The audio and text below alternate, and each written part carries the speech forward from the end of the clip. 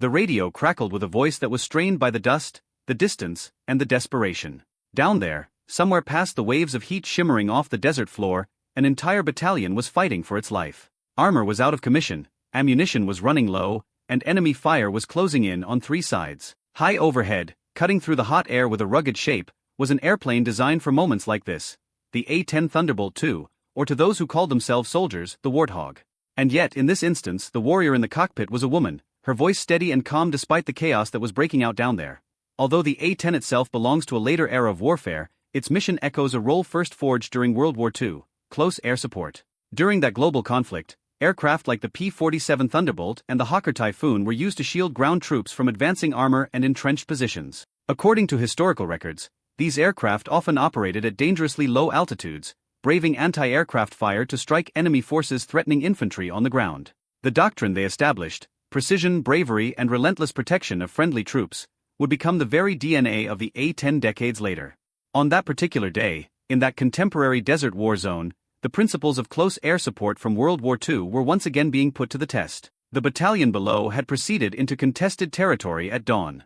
The initial signs had indicated that they had met with only light resistance. But by midday, everything had changed. The enemy forces, hiding in ridges and fortified positions, had begun firing. The sound of mortar rounds thudding into the ground echoed through the landscape as clouds of dust billowed into the sky. Then came the request that every ground commander hopes for and dreads making: immediate air support. As she made her way, her eyes fixed on the horizon that sparkled under the merciless sun, she knew that she was prepared for this. She had been prepared for it through simulations, drills, and education derived from decades of military aviation history. Her instructors had talked of the Second World War, of pilots who had flown low over Normandy's hedgerows or North Africa's deserts, willing to sacrifice it all to protect those on the ground. Those pilots were no fairy tale to her, they were her predecessors. Yet nobody knew how bad it was for those down there. Through bursts of static, she heard bits of conversations that painted a bleak picture of armored groups pressing forward, infantrymen pinned down, and medevac routes denied. Time was running out for them. And as she went down through layers of hot and turbulent air, she knew she would be the only thing standing between those hundreds of infantrymen and closing rings of enemy fire. What happened next would test not only her skill, but the very philosophy of close air support first born in the skies of World War II. Well before the days of the A-10 thundering across modern battlefields, the idea of CAS had been etched into the very fabric of warfare itself during the Second World War. In 1944, as the Allies advanced through France following the D-Day invasion, the planes of the United States 9th Air Force repeatedly engaged in low-altitude missions to counter German armored counterattacks. According to historical records, these planes repeatedly landed safely despite being riddled with shrapnel as they returned from these missions. To the ground soldiers, these planes became their shield in the sky, an aerial lifeline when artillery support was unavailable and reinforcements were too far away. That same doctrine echoed now across the desert war zone decades later. The female pilot guiding the A-10 was not simply flying a mission, she was carrying forward a lineage of battlefield protection refined through some of the most brutal campaigns of World War II. The Warthog itself, with its heavy armor and devastating Gu-8 Avenger cannon, had been designed specifically to destroy armored threats and provide persistent support to troops in contact. Military analysts often note that its rugged airframe and slow loiter speed mirror, in spirit, the survivability and precision demanded of World War II ground attack aircraft like the P-47 Thunderbolt. Meanwhile, on the ground, the battalion commander crouched down beside a damaged vehicle, his headset pressed tightly onto his ear. Dust had settled over everything, giving all a dull desert color.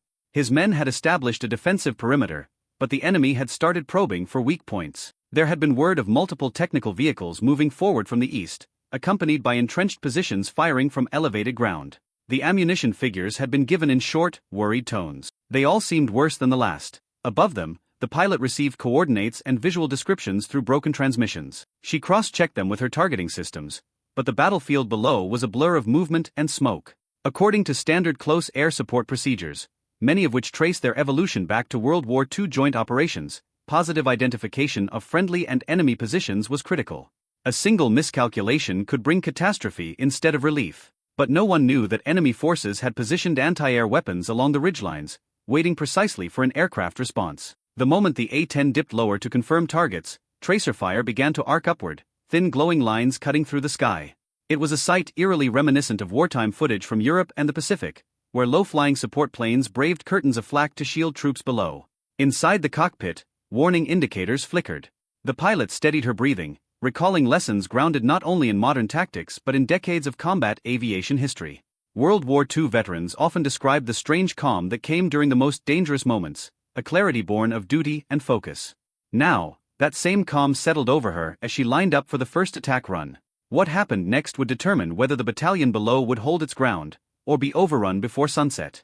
The desert held its breath as the A-10 went into its attack dive. Below, armored vehicles and infantry positions formed a tenuous defense, just containing the enemy's advance. From the heads-up display, the pilots saw the forms resolve into definite enemy targets, technical vehicles, heavy weapons mounted, moving purposefully towards the battalion's exposed flank. The radio crackled again, its voice controlled but urgent, enemy vehicles closing in quickly, infantry needing immediate engagement. This image of an aircraft descending through enemy fire to engage enemy targets near friendly forces is one of the iconic images of close air support since World War II. According to historical accounts from Allied campaigns in Europe, pilots flying P-47 Thunderbolts often described similar dives against German armor columns, sometimes so low that ground troops could see the pilot's helmet through the cockpit glass. Those missions were perilous but decisive, often halting advances that infantry alone could not stop.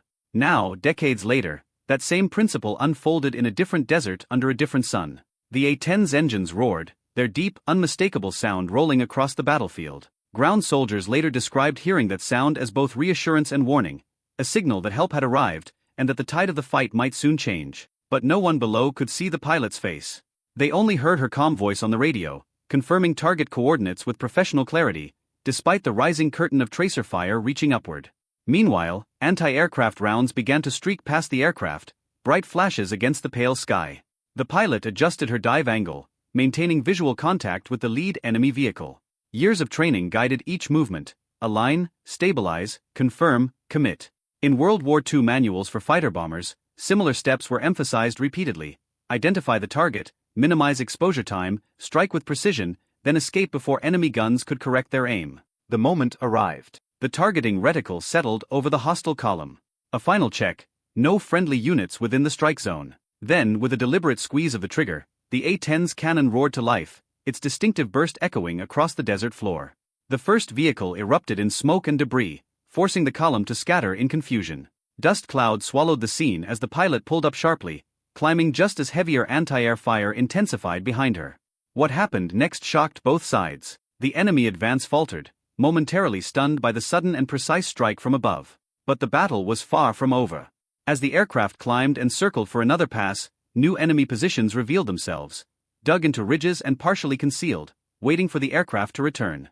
The battalion below had been granted precious minutes of survival. Yet the most dangerous phase of the mission was only just beginning.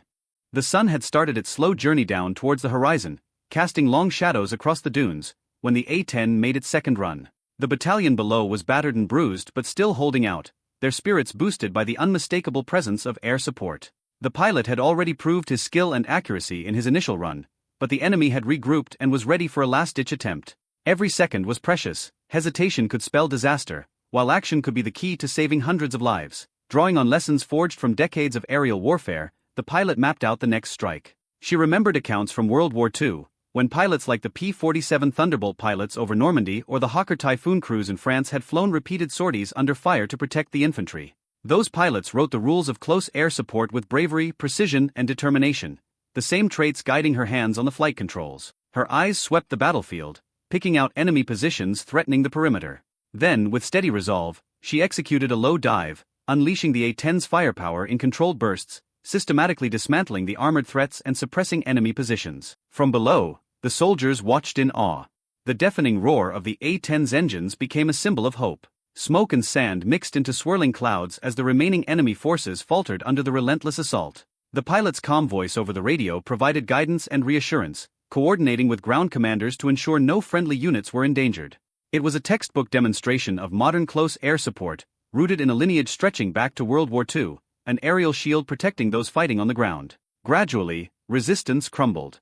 Enemy vehicles retreated, leaving the battalion in control of their position. Soldiers emerged from their cover, exhausted but alive, many raising hands in relief and gratitude as the A-10 circled overhead. The pilot took one final sweep, ensuring the area was secure, before climbing into the golden light of the late afternoon, the desert stretching endlessly below. That day, one woman in a single aircraft had preserved a battalion, turning what could have been a devastating defeat into a resounding victory. Her courage, focus, and unyielding professionalism exemplified the enduring legacy of pilots from World War II, proving that skill and resolve in the sky could shape the fate of soldiers on the ground. For the men and women who had survived, it was more than a tactical triumph, it was a moment of humanity amid the chaos of war.